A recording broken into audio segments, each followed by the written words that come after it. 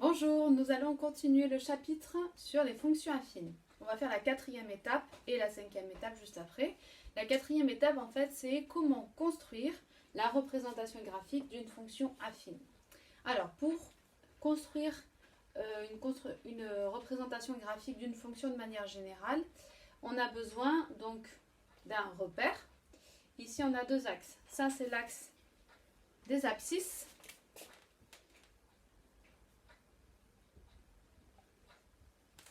Et ça, c'est l'axe des ordonnées.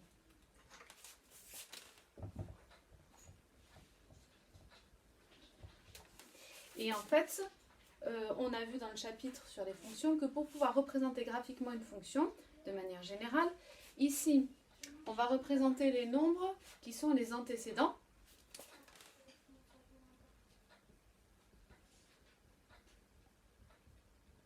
C'est-à-dire x, et ici, sur cet axe-là, on va représenter les images. Si la fonction f, ce sera f de x. Et les ordonnées, c'est y. Donc, comment on va faire quand on a une fonction affine? En fait, on part d'une propriété qui dit que quand on a une fonction affine, la représentation graphique d'une fonction affine, en fait, c'est une droite. Tous les points sont alignés entre eux. Si on sait ça, pour faire la représentation graphique d'une fonction, il suffit en fait donc d'avoir, pour construire une droite, il suffit d'avoir deux points. Donc il suffit de prendre deux antécédents et calculer leurs deux images respectives. On va faire un exemple avec cette fonction. F de x est égal à 2x moins 1. Donc, je disais que la représentation graphique d'une fonction affine, c'est toujours une droite. C'est une droite. Et donc, on va fabriquer un mini tableau de valeurs. Avec ici, je rappelle, ce sont les antécédents. Et ici, les images. J'ai mis que deux colonnes, puisque pour tracer une droite, il suffit d'avoir deux points. Donc, deux coordonnées, deux points. De manière stratégique, on prend en général ici comme valeur de x. La première qu'on prend, c'est 0, puisque c'est facile à calculer. Alors, comment je fais pour calculer l'image de 0? Eh bien, c'est comme ce qu'on a vu hier. Je remplace x par 0 là-dedans. Donc, f de 0, ça va faire 2 fois 0, moins 1. 2 fois 0, ça fait 0. Moins 1, ça fait moins 1. Donc, l'image de 0, c'est moins 1. Ensuite, je fais la même chose avec une autre valeur de x. Je prends par exemple x égale 2. Alors, pour choisir une deuxième valeur de x, on prend un peu celle qu'on veut, mais un petit peu éloignée, de manière à ce que les deux points soient un peu écartés pour tracer de manière plus précise. Donc, on calcule l'image de 2. On remplace donc x par 2 ici. Ça fait 2 fois 2, moins 1. 2 fois 2, 4. 4 moins 1, ça fait 3. Donc, je me retrouve avec ici deux colonnes qui représentent les coordonnées de deux points. On va commencer par placer ce point-là. Alors, lorsque x vaut 0, y vaut moins 1. X est ici. Lorsque x vaut moins 0, y vaut moins 1. On a donc notre premier point qui est ici. Et en fait, ce point-là, c'est le point d'ordonnée lorsqu'on est à l'origine. Et on reconnaît ici que le moins 1, ça correspond à ce moins 1-là. Et ça porte le nom ordonnée à l'origine. Donc j'ai mon premier point qui est là, qui correspond à cette première colonne. Et ensuite, on va tracer le deuxième point. Donc cette fois-ci, x vaut 2, 1, 2, et y vaut moins 3, f de x vaut 3. Donc on monte jusqu'ici, jusqu'à 3, et là, on a notre deuxième point. Maintenant que j'ai mes deux points, il suffit de les relier, et j'ai la droite qui est la représentation graphique de la fonction affine qui est ici. Donc je trace.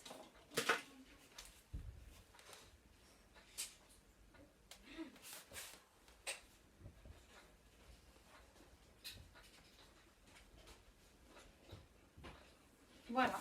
Ce qui est en noir ici, c'est la droite représentative de cette fonction-là, f de x égale 2x moins 1. Alors, qu'est-ce que ça veut dire? Ça veut dire que je prends n'importe quel point sur cette droite, par exemple ce point-là, lorsque x vaut 1, y vaut 2. Et effectivement, si je calcule là, lorsque x vaut 1, 2 fois 1, ça fait 2, 2 moins 1. 2 fois 1. Ah, je me suis trompée, c'est pas là, c'est ici. Lorsque ça fait 1, 2 fois 1, 2, 2 moins 1, 1. Donc ce point, il appartient à la droite représentative de la fonction affine. Vous mettez pause et vous prenez, vous recopiez cette première vidéo et juste après il y aura une deuxième vidéo pour pouvoir lire la représentation graphique d'une fonction qui est déjà faite. Maintenant nous allons faire la 5e étape et la dernière étape de ce chapitre sur les fonctions affines. Cette dernière étape, la 5e, en fait on va faire le contraire de la 4e étape. La 4e étape, on avait une fonction affine, f de x égale 2x moins 1 par exemple, et on devait la construire dans un repère. Ici, c'est le contraire. On a deux représentations graphiques de fonctions et on doit retrouver quelle est cette fonction. Par exemple, cette fonction elle s'appelle h de x.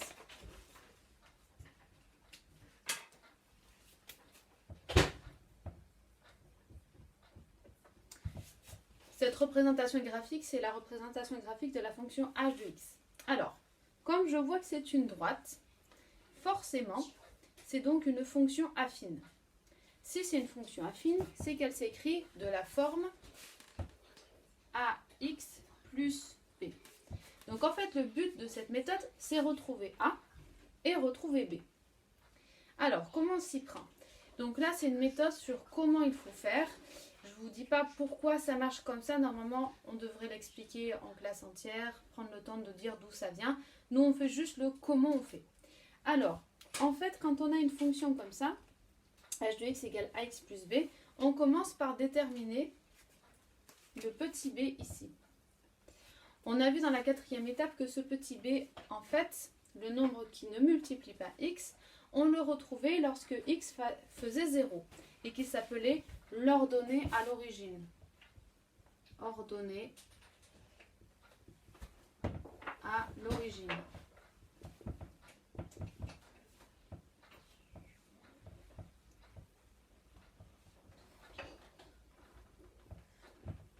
Donc en fait, l'ordonnée à l'origine, c'est quoi? C'est lorsque x vaut 0, son ordonnée vaut b. Lorsque x vaut 0, son ordonnée vaut b. Ce qui veut dire qu'ici, là où la droite coupe l'axe des ordonnées, eh bien, on obtient la valeur qui se trouve là, c'est notre b. Donc déjà, on sait que b, il vaut 3. Ce b-là, il vaut 3. Maintenant, comment on fait pour déterminer le a? Alors, le principe est le suivant. Je prends un point. Celui-là, par exemple, je sais que ma droite, elle passe par ce point-là. J'arrive bien à lire les coordonnées. On va prendre un deuxième point. Alors, normalement, c'est quadrillé, donc on arrive un petit peu mieux à voir. Mais un deuxième point où on arrive à bien lire les coordonnées de ce point qui se trouve sur la droite. Alors, nous, il se trouve ici. On a un deuxième point dont on arrive bien à lire les coordonnées. Ici, ça fait 1 et ici, ça fait 2. Alors, comment on fait pour trouver A? A, ce n'est pas un de ces deux nombres. A va nous permettre de déterminer le chemin qu'on fait pour passer de ce point-là à ce point-là. Alors, ici, on va faire un chemin qui suit, on imagine qu'il y a un quadrillage, vous verrez mieux sur la feuille que je vous ai mise en pièce jointe, c'est quadrillé. Donc en fait, ici, on va rejoindre ce point en suivant les quadrillages, c'est-à-dire en se déplaçant de manière horizontale, en suivant donc le sens de l'axe des abscisses. Et ensuite, on fait ce chemin jusqu'à obtenir le deuxième point, jusqu'à aller jusqu'au deuxième point. Et on a ici, et on suit de manière verticale, on suit le sens de l'axe des ordonnées. Alors ici, lorsqu'on avance de 1, eh bien ici, on descend de combien d'unités? On part de là, on descend de 1, 2 unités. On descend, c'est-à-dire négatif, de 2 unités, par rapport à l'axe des ordonnées. Eh bien en fait, notre A, il est là. Ça, c'est le A. Le A, en gros, on repère 2 points sur la droite. On peut lire facilement les coordonnées. Et on essaye de trouver 2 points qui sont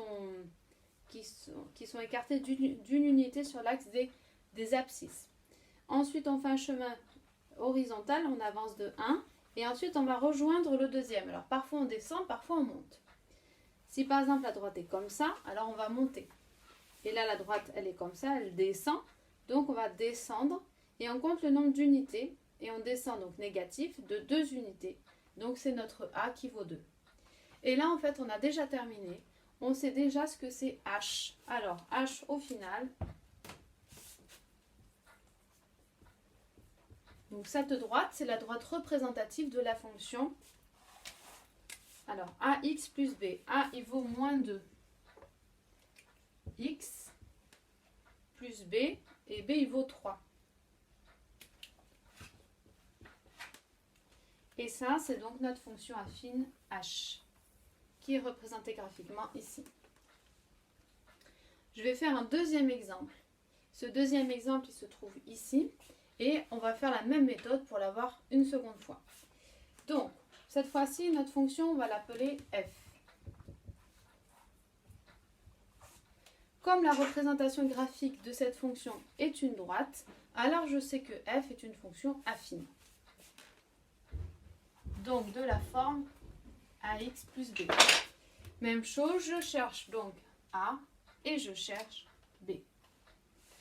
On commence par b.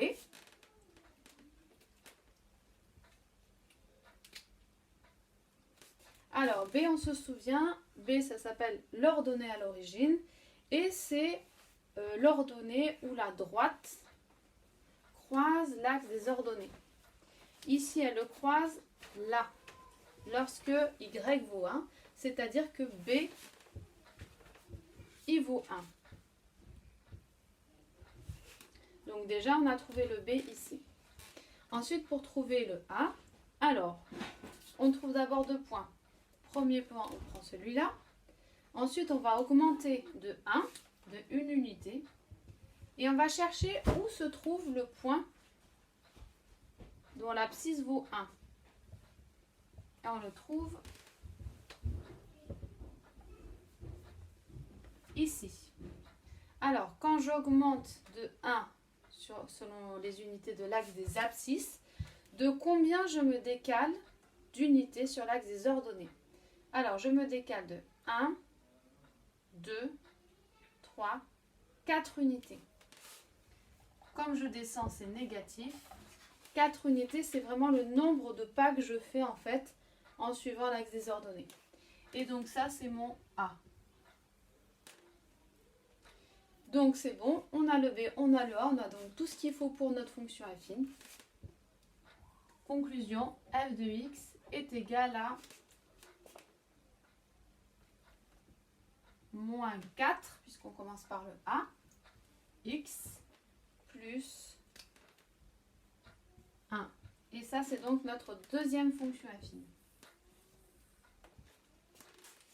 Je vous donnerai d'autres exercices pour que vous puissiez vous entraîner. C'est une partie un petit peu difficile, mais à force, en fait, on comprend comment ça marche et c'est pas si compliqué. Sinon, on a terminé le chapitre sur les fonctions affines, en tout cas en cours comme ça à distance. Normalement, on va plus loin. On étudie par exemple un peu plus précisément ce que c'est que les fonctions linéaires.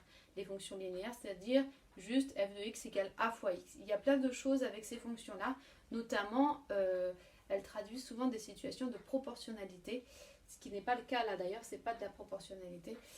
Et ça, c'est une autre phase qu'on n'aura pas le temps de voir à distance. Mais déjà, si vous avez les bases là sur ce que c'est qu'une fonction affine, comment on calcule une image, comment on calcule un antécédent, comment on construit une fonction affine et comment on retrouve une fonction affine qui est déjà construite, là, on va dire qu'on a vu l'essentiel. À la semaine prochaine!